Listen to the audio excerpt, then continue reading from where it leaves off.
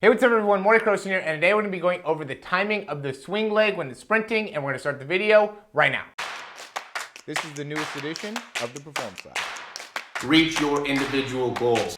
You don't want to just talk about straight line speed. We also want to talk about your ability to be quick. We break down your video. Let's make you into the quarterback I know you can become.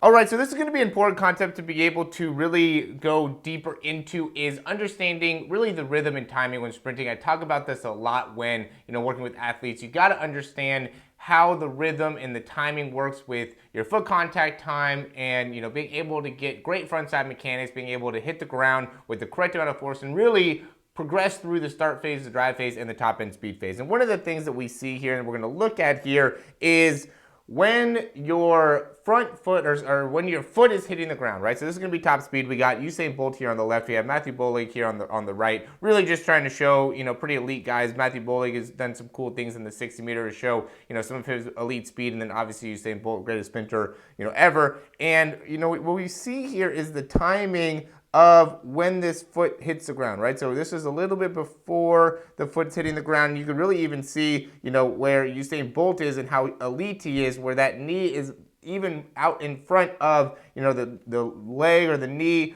of the foot that's hitting the ground. But at the end of the day, that ends up being a critical timing part in being able to really maximize the speed. Is that we see this time and time again is that leg that's going through the cycle, or that's off the ground going through what's called the swing phase when we're referring to gait or running biomechanics. It's the swing leg, so it's the leg off the ground.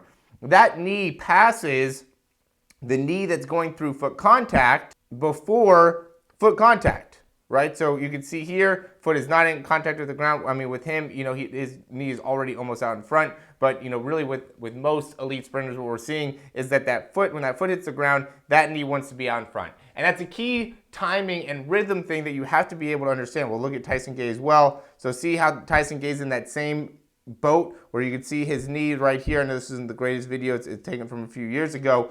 And you can see that foot hitting the ground, and the knee, the swing leg knee, is out in front. Right, we'll see that with Matthew Bolig here as well.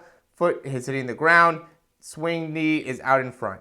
Okay, so this is going to be an important thing to be able to understand for any athletes that's training and really getting into how to be able to accomplish that, right? So we don't want to have any wasted motion back behind. When it comes to, maximizing your speed and being able to run faster, what's so important is, being able to work on your front side mechanics and understanding how to be able to maximize that. So, when your foot's hitting the ground here, you want to be able to, when your foot's leaving the ground, when you're pushing off, you want to be as quick and efficient as driving that knee through, so then we can get into front side mechanics. And a good way to be able to see that is when your foot's hitting the ground, is that swing leg knee out in front, and being able to track that and really, again, you can see Usain Bolt, how far out in front his knee ends up getting, when his foot's hitting the ground, is really amazing, right? Because he's able to swing. He has such great turnover speed in his legs, or how fast his legs are moving, which is why he's running such elite times and is able to get to such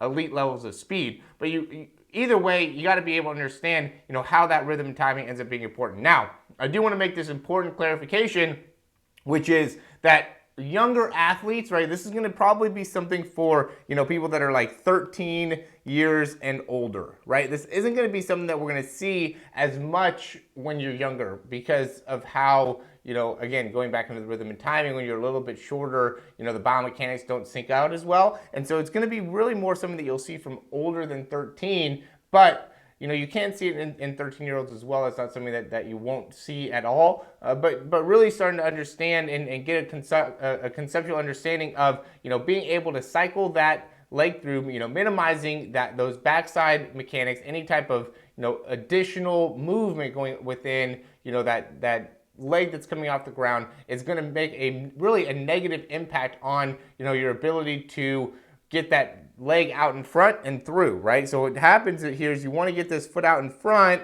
right, and then pull back through to make it so then, that timing ends up happening, right? So you can see part of this is pulling that leg back, and also part of it is driving that knee through. So it's a simultaneous action happening where you're really utilizing the glutes to be able to pull that leg back, and then you're utilizing the hip flexors simultaneously to drive that knee forward to make it so that timing works. And being able to really connect to that and understand that, I think, can make a big difference in your overall sprinting speed. So as always, if you like the information, go ahead and click that thumbs up down below, subscribe to the channel. If you have any questions, comments, or recommendations, you can leave those down below, and check out some of the programs we got. We got that Faster 40 program. I think that's going to be really beneficial for people that are looking to improve their 40-yard dash, that are maybe getting ready for any type of pro day or any type of combine event. It's only 4 weeks. It's a commitment. It's not going to take a ton of time here. It's going to be a big focus on how you're going through your start, how you're going through your drive phase, and how you're going through your top end speed. But then we also have different programs and different breakdowns available for you as well. I do think the breakdown at the end of the day is the best. It's a real way of being able to understand from a pure biomechanics standpoint, how can you improve. I think that there's a lot of people that are missing that when it comes to their overall speed development, is having a coach that could really connect to them on a biomechanical level of what you could do within your sprinting to be able to make a lot of improvements. And so really focusing and isolating that, I think, could be really beneficial for you. So again, thanks for watching the video. If you have any questions, leave those down below. Subscribe to the channel. That really helps us out a ton, and we'll talk to you soon.